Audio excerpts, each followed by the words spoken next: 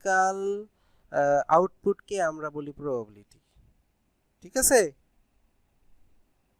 এইটাকে একটু গুছায় টুছায় লেখেন। তো এখন আমরা তাহলে জানলাম র্যান্ডম ভ্যারিয়েবল আর প্রবাবিলিটি। তো আমরা ধরলাম আমাদের কাছে অনেকগুলো অবজারভেশন আছে, x1 x2 dot dot dot dot dot xn পর্যন্ত আমাদের কাছে অবজারভেশন আছে। এখন এই অবজারভেশনগুলো আমরা বলে দিছি এগুলো হচ্ছে র্যান্ডম ভ্যারিয়েবল। কি ভ্যারিয়েবল?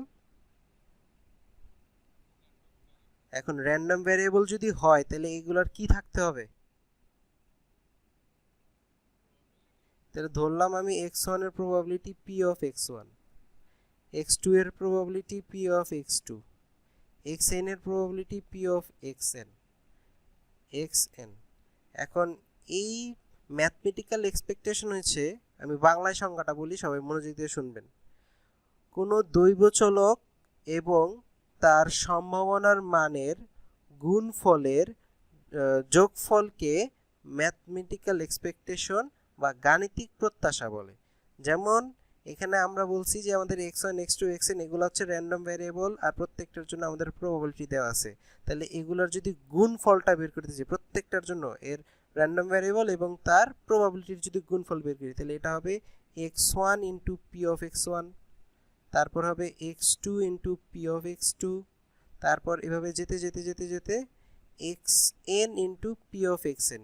এই যে গুণফলটা বের করলাম, এই গুণফলের যোগফলকে আমরা বলবো হচ্ছে ম্যাথমেটিক্যাল এক্সপেকটেশন বা ই অফ এক্স।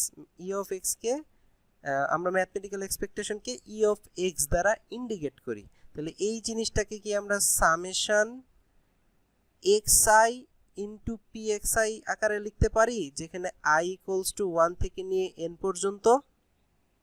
তাহলে এইটাই হচ্ছে আমাদের ম্যাথমেটিক্যাল এক্সপেকটেশন। সবাই কি আমরা বুঝছি? এটাকে আমরা কি বলবো?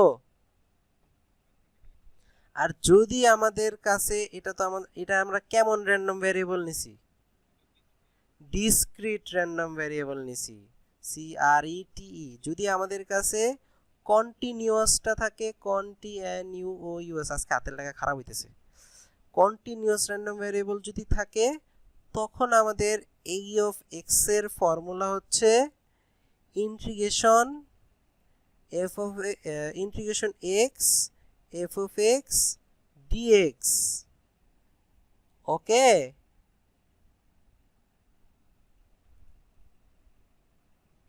তাহলে দেখেন তো পার্থক্যটা কোন জায়গায়? পার্থক্যটা হচ্ছে এখানে এক্সট্রা ভাবে ভ্যারিয়েবলটা গুণ হয়। কি হয়?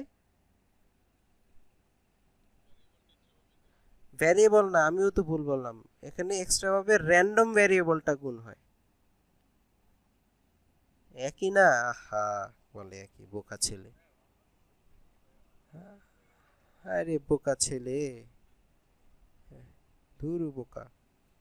এখন এই এক্সপেকটেশনের বিভিন্ন প্রপার্টিজ থাকে। এখন আমাকে বলো, এক্সপেকটেশনের সাথে কি ভ্যারিয়েন্সটা মিলায় পড়াবো নাকি দুইটা আলাদা আলাদা পড়াবো? ওকে, ঠিক আছে, আলাদা যাই। তাহলে এইটা গেল আমার ম্যাথমেটিক্যাল এক্সপেকটেশনের বেসিক বা ডেফিনেশন।